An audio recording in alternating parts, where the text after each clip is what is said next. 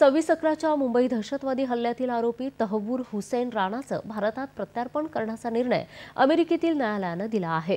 भारत-अमेरिका प्रत्यार्पण करार राणाच्या भारतात प्रत्यार्पणाला परवानगी देतो, असं कॅलिफोर्नियातील यूएस कोर्ट ऑफ अपीलनं हा निर्णय देताना सांगितलं।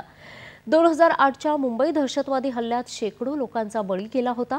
तहव्वूर राणा या हल्ल्यातील आरोपी असून गेल्या अनेक वर्षांपासून भारताला त्याचा ताबा हवा आहे।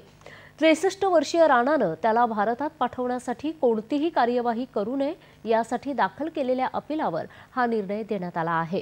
सध्या तहव्वूर राणा हा 26/11च्या हल्ल्याशी संबंधित आरोपाखाली लॉस एंजेलिसच्या तुरुंगात आहे।